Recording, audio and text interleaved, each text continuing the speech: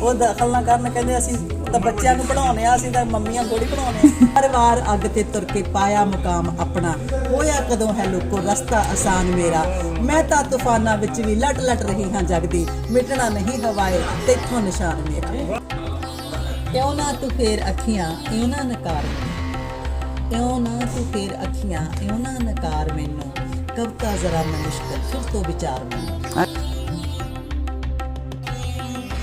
ਫਿਰ ਸੋਚ ਮੈਨੂੰ ਇਉਂ ਨਾ ਤੂੰ ਫੇਰ ਅੱਖੀਆਂ ਇਉਂ ਨਾ ਨਕਾਰ ਮੈਨੂੰ, ਕਵਿਤਾ ਜ਼ਰਾ ਮੈਂ ਮੁਸ਼ਕਿਲ ਫਿਰ ਤੋਂ ਵਿਚਾਰ ਮੈਨੂੰ। ਕੋਈ ਹੋਰ ਪੜ੍ਹ ਨਾ ਸਕਦਾ ਤਫਸੀਰ ਕਰ ਨਾ ਸਕਦਾ, ਹਾਏ ਹਾਏ ਹਾਏ, ਕੋਈ ਹੋਰ ਪੜ੍ਹ ਨਾ ਸਕਦਾ ਤਫਸੀਰ ਕਰ ਨਾ ਸਕਦਾ, ਮੈਂ ਸਤਰ ਸਤਰ ਤੇਰੀ ਤੂੰ ਹੀ ਉਚਾਰ ਮੈਨੂੰ। ਓਹੋ ਹੋ, ਬਿੰਦੀ ਕੋਈ ਲਗਾ ਦੇ ਤੇ ਡੰਡੀਆਂ ਵੀ ਪਾ ਦੇ, ਬਿੰਦੀ ਕੋਈ ਲਗਾ ਦੇ ਤੇ ਡੰਡੀਆਂ ਵੀ ਪਾ ਦੇ, ਜਿੱਦਾਂ ਨਿਖਾਰ ਸਕਦਾ ਉਦਾਂ ਨਿਖਾਰ ਮੈਨੂੰ। ਓਏ ਹੋਏ, ਕੁਝ ਹੋਰ ਗੂੜੀ ਹੋਵਾਂ ਕੁਝ ਹੋਰ ਰੰਗ ਉਭਰਨ, ਕੁਝ ਹੋਰ ਗੂੜੀ ਹੋਵਾਂ ਕੁਝ ਹੋਰ ਰੰਗ ਉਭਰਨ, ਤੂੰ ਦਿਲ ਦੇ ਵਰਕਿਆਂ ਤੇ ਇਦਾਂ ਉਤਾਰ ਮੈਨੂੰ। ਜੇ ਕਹਿ ਦੇ ਤੂੰ ਮੈਨੂੰ ਮੈਂ ਪਿਆਰ ਕਰਦਾ ਤੈਨੂੰ, ਜੇ ਕਹਿ ਦੇ ਤੂੰ ਮੈਨੂੰ ਮੈਂ ਪਿਆਰ ਕਰਦਾ ਤੈਨੂੰ, ਕਰ ਦੇਣਗੇ ਮੁਕੰਮਲ ਇਹ ਲਫ਼ਜ਼ ਚਾਰ ਮੈਨੂੰ। ਵਾਹ ਜੀ ਵਾਹ, ਕਮਾਲ ਹੋ ਗਿਆ। ਤੈਥੋਂ ਜੇ ਮੁੱਖ ਮੈਂ ਮੋੜਾਂ ਕਰਕੇ ਜੇ ਕੌਲ ਤੋੜਾਂ, ਤੈਥੋਂ ਜੇ ਮੁੱਖ ਮੈਂ ਮੋੜਾਂ ਕਰਕੇ ਜੇ ਕੌਲ ਤੋੜਾਂ, ਤੂੰ ਹਰਫ ਹਰਫ ਕਰਕੇ ਦੇਵੀਂ ਖਲਾਰ ਮੈਨੂੰ। ਇਉਂ ਨਾ ਤੂੰ ਫੇਰ ਅੱਖੀਆਂ ਇਉਂ ਨਾ ਨਕਾਰ ਮੈਨੂੰ, ਕਵਿਤਾ ਜ਼ਰਾ ਮੈਂ ਮੁਸ਼ਕਿਲ ਫਿਰ ਤੋਂ ਵਿਚਾਰ ਮੈਨੂੰ। ਵਾਹ ਜੀ ਵਾਹ, ਕਮਾਲ। ਚਾਰ ਕੁ ਸ਼ੇਰ ਹੈਗੇ ਆ ਨਾਰੀ ਸ਼ਕਤੀ ਬਾਰੇ, ਉਹ ਸੁਣਾ ਦਿੰਦੀ ਆ। ਤਪਸ਼ ਆਖਣ ਜਾਂ ਲੋ ਆਖਣ ਉਹਨੂੰ ਇਤਰਾਜ਼ ਕਿਉਂ ਹੋਵੇ, ਤਪਸ਼ ਆਖਣ ਜਾਂ ਲੋ ਆਖਣ ਉਹਨੂੰ ਇਤਰਾਜ਼ ਕਿਉਂ ਹੋਵੇ, ਕਿ ਅਗਨੀ ਜੁਗਨੂਆਂ ਦੇ ਬਿਆਨ ਦੀ ਮੁਹਤਾਜ ਕਿਉਂ ਹੋਵੇ। ਭੰਵਰਿਆਂ ਦੀ ਹਰ ਇੱਕ ਬੈਠਕ ਇਹੋ ਮੁੱਦਾ ਉਠਾਉਂਦੀ ਹੈ, ਭੰਵਰਿਆਂ ਦੀ ਹਰ ਇੱਕ ਬੈਠਕ ਇਹੋ ਮੁੱਦਾ ਉਠਾਉਂਦੀ ਹੈ, ਉਹਨਾਂ ਦੇ ਹੁੰਦਿਆਂ ਤਿਤਲੀ ਦੇ ਸਿਰ ਤੇ ਤਾਜ ਕਿਉਂ ਹੋਵੇ। ਪਰਿੰਦੇ ਬੇਸੁਰੇ ਸਦੀਆਂ ਤੋਂ ਇਹ ਇਤਰਾਜ਼ ਕਰਦੇ ਨੇ, ਪਰਿੰਦੇ ਬੇਸੁਰੇ ਸਦੀਆਂ ਤੋਂ ਇਹ ਇਤਰਾਜ਼ ਕਰਦੇ ਨੇ, ਕਿ ਬਾਗਾਂ ਵਿੱਚ ਕੋਇਲ ਦੀ ਕੋਈ ਆਵਾਜ਼ ਕਿਉਂ ਨਹੀਂ। ਤੂੰ ਇਹਨਾਂ ਸ਼ਿਕਰਿਆਂ ਦੇ ਵਾਸਤੇ ਬਣ ਕੇ ਚੁਣੌਤੀ ਰਹਿ, ਤੂੰ ਇਹਨਾਂ ਸ਼ਿਕਰਿਆਂ ਦੇ ਵਾਸਤੇ ਬਣ ਕੇ ਚੁਣੌਤੀ ਰਹਿ, ਝੁਕੇ ਕਿਉਂ ਸਿਰ ਤੇਰਾ ਨੀਵੀਂ ਤੇਰੀ ਪਰਵਾਜ਼ ਕਿਉਂ ਹੋਵੇ।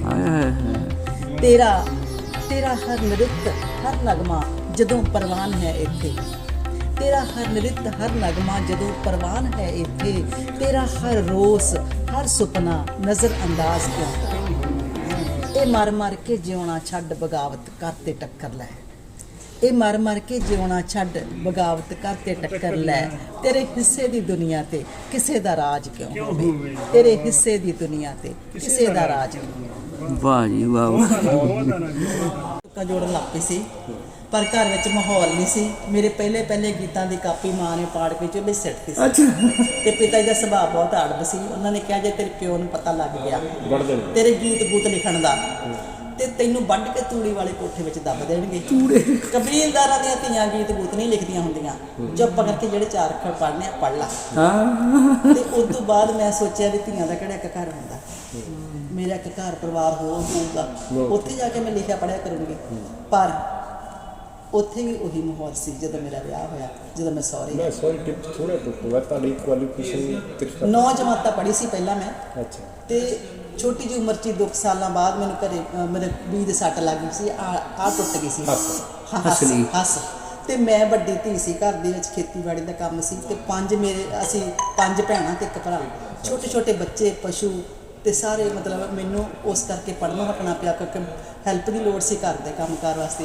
ਸੋ ਮੇਰੀ ਪੜ੍ਹਾਈ ਛੁੱਟ ਗਈ। ਫਿਰ ਜਦੋਂ ਮੈਂ 2 ਸਾਲ ਘਰੇ ਬੈਠੀ ਰਹੀ, ਤੇ ਕਬੀਲਦਾਰੀ ਭਾਰੀ ਸੀ, ਤੇ ਧੀਆਂ ਦਾ ਭਾਰ ਵੀ ਮਹਿਸੂਸ ਹੁੰਦਾ ਸੀਗਾ, ਆਰਥਿਕਤਾ ਬਹੁਤੀ ਵਧੀਆ ਨਹੀਂ ਸੀਗੀ, ਤੇ ਫਿਰ ਬਸ ਫਟਾਫਟ ਵਿਆਹੁਣ ਦੀ ਚਿੰਤਾ ਸੀਗੀ।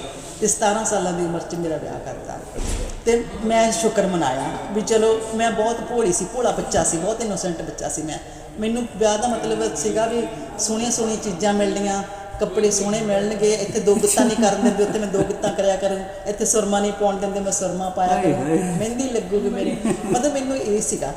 ਤੇ ਉੱਥੇ ਜਾ ਕੇ ਮੈਂ ਕਹੂੰਗੀ ਵੀ ਮੈਂ ਸਕੂਲੇ ਜਾਣਾ, ਤੇ ਮੈਂ ਸਕੂਲੇ ਜਾਇਆ ਕਰੂੰਗੀ ਹੈ। ਤੇ ਉੱਥੇ ਜਾ ਕੇ ਮੈਂ ਕਹੂੰਗੀ ਮੈਨੂੰ ਇੱਕ ਗੀਤਾਂ ਵਾਸਤੇ ਕਾਪੀ ਚਾਹੀਦੀ ਹੈ, ਤੇ ਇੱਕ ਪੈਨ ਚਾਹੀਦਾ, ਮੈਨੂੰ ਉਹ ਮਿਲ ਜੂਗਾ। ਤੇ ਮੈਂ ਗੀਤ ਲਿਖਿਆ ਕਰੂੰਗੀ, ਸਕੂਲੇ ਜਾ ਕੇ ਪੜ੍ਹਿਆ ਕਰੂੰਗੀ ਤੇ ਸੋਹਣੇ ਸੂਟ ਪਾਇਆ ਕਰੂੰਗੀ। ਮੇਰੇ ਲਈ ਵਿਆਹ ਦਾ ਮਤਲਬ ਇਹ ਸੀਗਾ। ਤੇ ਪਰ ਉੱਥੇ ਆ ਕੇ ਜਦੋਂ ਮੈਂ ਇਹ ਆਪਣਾ ਦੱਸਿਆ, ਮਨ ਆਪਣਾ ਹੈ ਨਾ ਵੀ ਮੈਨੂੰ ਇੱਕ ਕਾਪੀ ਤੇ ਪੈਨ ਚਾਹੀਦਾ, ਕਿਉਂਕਿ ਉਸ ਘਰ ਦੇ ਵਿੱਚ ਵੀ ਪੜ੍ਹਿਆ ਲਿਖਿਆ ਕੋਈ ਹੈ ਨਹੀਂ ਸੀਗਾ, ਸਾਰੇ 5-7 ਜਮਾਤਾਂ ਵਾਲੇ ਸੀਗੇ। ਸੋ ਉਹਨਾਂ ਨੂੰ ਕੋਈ ਪੜ੍ਹਾਈ ਲਿਖਾਈ ਦੀ ਵੈਲਿਊ ਨਹੀਂ ਸੀ, ਨਾ ਸਮਝ ਸੀਗੀ। ਤੇ ਉਹਨਾਂ ਨੇ ਕਿਹਾ ਵੀ ਭਾਈ ਨੌਹਾਂ ਧੀਆਂ ਜਿਹੜੀਆਂ ਹੁੰਦੀਆਂ ਨਾ, ਵਿਆਹੀਆਂ ਬਰੀਆਂ ਨੌਹਾਂ ਧੀਆਂ ਸਕੂਲੇ ਨਹੀਂ ਜਾਂਦੀਆਂ, ਆਰਾਮ ਨਾਲ ਚੁੱਲ੍ਹਾ ਚੌਂਕਾ ਸਾਂਭੋ, ਘਰ ਦਾ ਕੰਮ ਕਾਰ ਕਰੋ, ਇੱਦਾਂ ਦੀਆਂ ਗੱਲਾਂ ਨਹੀਂ ਕਰਨੀਆਂ। ਸੋ ਇਸ ਫਿਰ ਮੇਰੀ ਪੜ੍ਹਾਈ ਦੇ ਵਿੱਚ 9ਵੀਂ ਤੇ 10ਵੀਂ ਦੇ ਵਿਚਾਲੇ 12 ਸਾਲਾਂ ਦਾ ਫਾਸਲਾ। 12 ਸਾਲਾਂ ਮਗਰੋਂ ਜਦੋਂ ਮੇਰੇ ਬੱਚੇ ਏਡੇ ਏਡੇ ਸਕੂਲੇ ਜਾਣ ਲੱਗ ਪਏ, ਬੇਟੀ ਏਡੀ ਫਸਟ ਵਿੱਚ, ਇਹਦੇ ਕਿ ਜਿੱਡੀ ਫਸਟ ਵਿੱਚ, ਤੇ ਬੇਟਾ KG ਵਿੱਚ ਪੜ੍ਹਦਾ ਸੀ, ਉਦੋਂ ਮੇਰੇ ਤਰਲਿਆਂ ਦੇ ਸਾਹਮਣੇ ਹਾਰ ਮੰਨ ਕੇ ਮੇਰੇ ਜੀਵਨ ਸਾਥੀ ਨੇ ਮੈਨੂੰ ਸਕੂਲੇ ਜਾਣ ਦੀ ਆਗਿਆ ਦੇ ਦਿੱਤੀ। ਬਕਾਇਦਾ ਸਕੂਲ ਗਏ? ਹਾਂਜੀ, ਮੈਂ ਬਕਾਇਦਾ ਸਕੂਲੇ ਜਾ ਕੇ ਬੇਨਤੀਆਂ ਅਰਜ਼ੋਈਆਂ ਕਰਕੇ, ਉਹ ਦਾਖਲ ਨਾ ਕਰਨ, ਕਹਿੰਦੇ ਅਸੀਂ ਤਾਂ ਬੱਚਿਆਂ ਨੂੰ ਪੜ੍ਹਾਉਂਦੇ ਆ, ਅਸੀਂ ਤਾਂ ਮੰਮੀਆਂ ਥੋੜ੍ਹੀ ਪੜ੍ਹਾਉਂਦੇ ਆ। ਮੈਂ ਕਿਹਾ ਮੇਰੇ ਬੱਚੇ ਵੀ ਤੁਹਾਡੇ ਸਕੂਲ ਪੜ੍ਹਦੇ ਆ, ਉਸੇ ਮੈਡਮ ਕੋਲ। ਤੇ ਫਿਰ ਕਿੰਨਾ ਪੜ੍ਹਿਆ ਕਿੰਨਾ?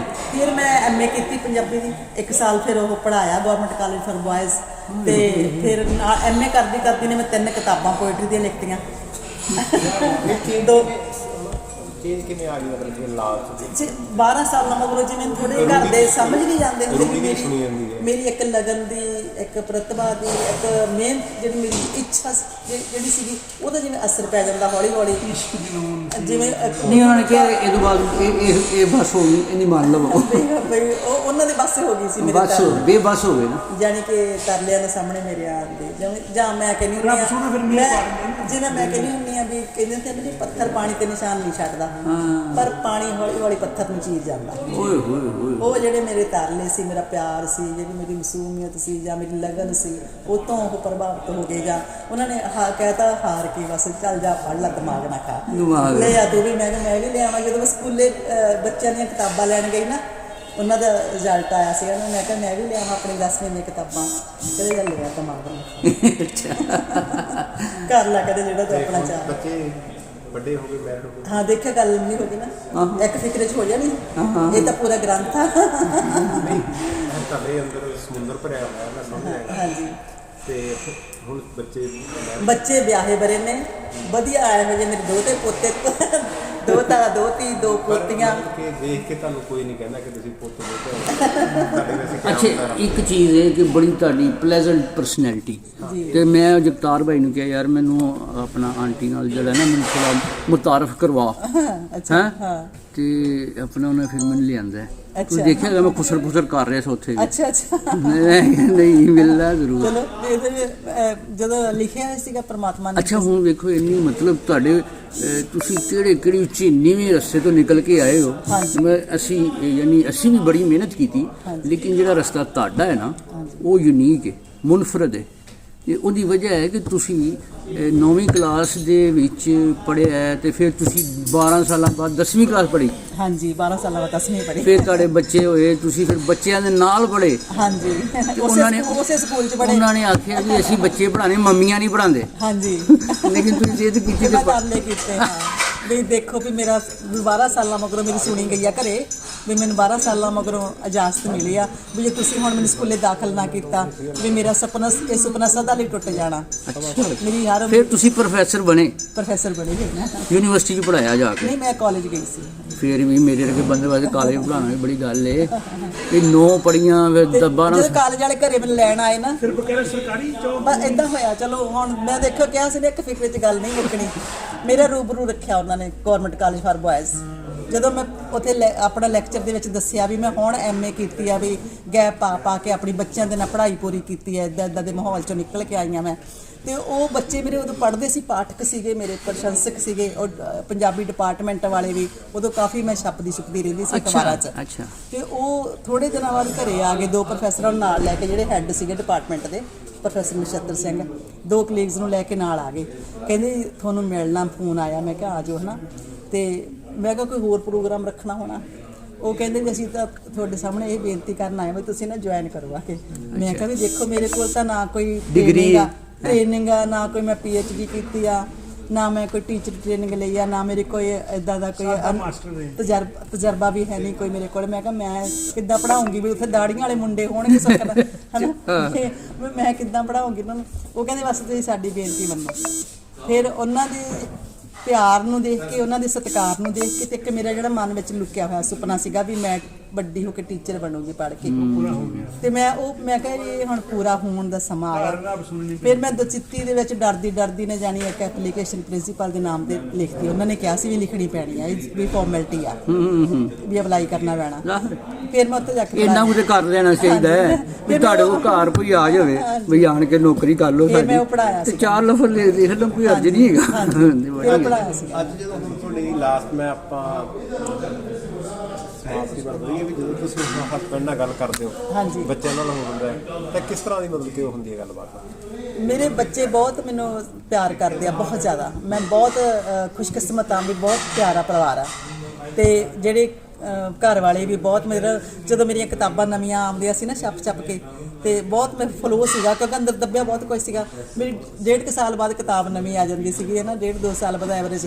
ਤੇ ਉਹ ਜਦੋਂ ਨਾ ਮੇਰੇ ਫਿਰ ਸੱਸ ਮਾਂ ਸੀਗੀ ਸਾਡੀ, ਉਹਨੂੰ ਬਹੁਤੀ ਪੰਜਾਬੀ ਤਾਂ ਨਹੀਂ ਸੀ ਆਉਂਦੀ, ਹਿੰਦੀ ਮਾੜਾ ਮਾੜਾ ਪੜ੍ਹਦੀ ਸੀ।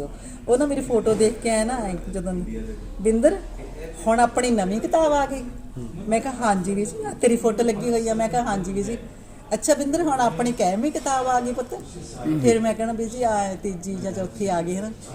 ਅੱਛਾ ਚੱਲ ਵਧੀਆ ਪੁੱਤ, ਹੋਰ ਲਿਖਿਆ ਕਰ, ਹੋਰ ਲਿਖਿਆ ਕਰ। ਉਹਨਾਂ ਦਾ ਫਿਰ ਉਹਨਾਂ ਨੂੰ ਮੈਂ ਮਾਣ ਕਰਦੇ ਦੇਖਿਆ ਹਨਾ, ਮਤਲਬ ਡਾਕ ਡੀਕੀ ਜਾਣਾ। ਸੱਸ ਮਾਂ ਜਿਹੜੀ ਕਾਪੀਆਂ ਪਾੜ ਕੇ ਪੰਚਾਇਤਾਂ ਸੱਦਦੇ ਸੀ, ਜਿਹਨੂੰ ਕਹਿੰਦੇ ਨੇ ਸੱਸ। ਹਾਂਜੀ, ਤੇ ਸਾਸ ਵੀ ਕभी ਬਹੂ ਥੀ। ਤੇ ਫਿਰ ਉਹਨੇ ਮਤਲਬ ਮਾਣ ਵੀ ਕੀਤਾ ਉਹਨਾਂ ਜੀਆਂ ਨੇ ਜਿਨ੍ਹਾਂ ਨੇ ਕਦੇ ਕਾਪੀਆਂ ਪਾੜ ਸੁੱਟੀਆਂ ਸੀ, ਜਿਨ੍ਹਾਂ ਨੇ ਕਿਹਾ ਕਬੀਲਦਾਰਾਂ ਦੀਆਂ ਧੀਆਂ ਜਿਹੜੀਆਂ ਨੇ ਉਹ ਇਹ ਗਾਉਣ ਸ਼ੌਣ ਨਹੀਂ ਕਰਦੀਆਂ, ਗੀਤ ਗੁੱਤ ਨਹੀਂ ਲਿਖਦੀਆਂ, ਗੀਤ ਨਹੀਂ ਲਿਖਦੀਆਂ।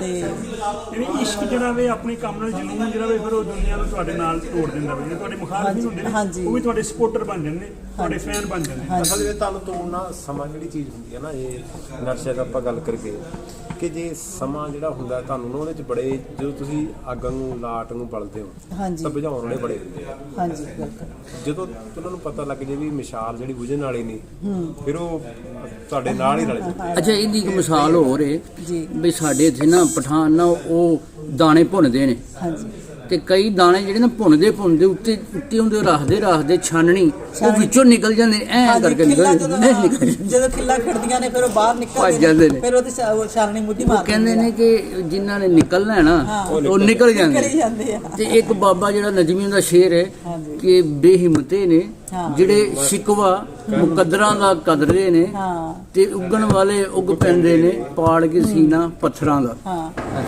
ਮੈਂ ਲਿਖਿਆ ਸੀਗਾ, ਹੁਣ ਇਹ ਪਤਾ ਨਹੀਂ ਮੈਂ ਬਾਬਾ ਨਜ਼ਮੀ ਨੇ ਪਹਿਲਾਂ ਲਿਖਿਆ ਕਿ ਮੈਂ ਲਿਖਿਆ, ਥੋੜੀ ਜਿਹੀ ਫੀਲਿੰਗ ਰਲਦੀ ਹੈ ਸਾਡੀ, ਫੀਲਿੰਗਸ ਤੇ ਮਿਲਦੀ। ਉਹ ਇਦਾਂ ਸੀਗਾ, ਬਾਬਾ ਨਜ਼ਮੀ ਬੈਠੇ ਹੋਏ ਆ। ਹਾਂਜੀ ਬਾਬਾ ਨਜ਼ਮੀ ਬੈਠੇ, ਹਾਂ ਠੀਕ ਹੈ। ਉਹ ਸੀਗਾ ਇਦਾਂ ਗਜ਼ਲ ਸੀਗੀ ਉਹ ਬਈ, ਮੇਰੀਆਂ ਖੰਭਾਂ 'ਚ ਇੱਕ ਪਰਵਾਜ਼ ਤੜਪੇ ਰਾਤ ਦਿਨ, ਪਹਿਨ ਕੇ ਬੈਠੀ ਰਹਾ ਮੈਂ ਝਾਂਜਰਾਂ ਹਰਗਿਜ਼ ਨਹੀਂ, ਮੈਨੂੰ ਹੁਣ ਭੁੱਲ ਰਿਹਾ ਵਾ। ਤੇ ਉਹਦੀ ਸ਼ੇਰ ਸੀਗਾ ਅੱਗੇ, ਹਰਗਿਜ਼ ਨਹੀਂ ਨਾ ਜਿਹੜੀ ਲਤੀਫ ਆ, ਉੱਗ ਪਈ ਹਾਂ ਜਦ ਹਜ਼ਾਰਾਂ ਪੱਥਰਾਂ ਨੂੰ ਚੀਰ ਕੇ, ਉੱਗ ਪਈ ਹਾਂ ਜਦ ਹਜ਼ਾਰਾਂ ਪੱਥਰਾਂ ਨੂੰ ਚੀਰ ਕੇ, ਹੁਣ ਇਹਨਾਂ ਧੁੱਪਾਂ ਤੇ ਔੜਾਂ ਤੋਂ ਡਰਾਂ ਹਰਗਿਜ਼ ਨਹੀਂ। ਏਦਾਂ ਚੱਲਦੀ ਆ ਹੁਣ ਉਹ ਥੋੜੀ ਜਿਹੀ ਉਦਾਂ ਦਾ ਅਹਿਸਾਸ ਥੋੜਾ ਸਾਂਝਾ ਕਰ। ਇਹ ਨਾ ਤੁਹਾਡੀ ਪੋਇਟਰੀ ਨਾਲੋਂ ਜ਼ਿਆਦਾ ਇੰਟਰਸਟਿੰਗ ਜਿਹੜੀ ਤੁਹਾਡੀ ਜ਼ਾਤੀ ਜਿਹੜੀ ਕਹਾਣੀ ਹੈ ਨਾ, ਜੀ ਬੜੀ ਗੱਲ। ਹਰ ਵਾਰ ਅੱਗ ਤੇ ਤੁਰ ਕੇ ਪਾਇਆ ਮੁਕਾਮ ਆਪਣਾ, ਹੋਇਆ ਕਦੋਂ ਹੈ ਲੋਕੋ ਰਸਤਾ ਆਸਾਨ ਮੇਰਾ, ਮੈਂ ਤਾਂ ਤੂਫਾਨਾਂ ਵਿੱਚ ਵੀ ਲਟ ਰਹੀ ਹਾਂ ਜਗਦੀ, ਮਿਟਣਾ ਨਹੀਂ ਹਵਾਏ ਤੇਥੋਂ ਨਿਸ਼ਾਨ ਮੇਰਾ। ਬੜੀ ਗੱਲ। ਅੱਛਾ ਹੁਣ ਤੁਸੀਂ ਜਾ ਰਹੇ ਹੋ, ਵਾਪਸ ਜਾ ਰਹੇ ਹੋ, ਤੇ ਸਾਡੇ ਵੱਲੋਂ ਤਾਂ ਤੁਹਾਨੂੰ ਬਹੁਤ ਜਿਹੜਾ ਨਾ ਸਲਾਮ ਤੇ ਸਤਿ ਸ੍ਰੀ ਅਕਾਲ ਤੇ ਸਾਰਾ ਕੁਝ ਠੀਕ ਹੈ ਮੇਰੇ ਵੱਲੋਂ ਵੀ ਆਦਾਬ। ਤੇ ਉਮੀਦ ਹੈ ਕਿ ਤੁਹਾਨੂੰ ਇੱਥੇ ਅੱਛਾ ਲੱਗਿਆ ਹੋਵੇਗਾ ਆਣ ਕੇ ਪਾਕਿਸਤਾਨ। ਬਹੁਤ ਚੰਗਾ ਲੱਗਿਆ। Subscribe now and press the bell icon. Never miss an update.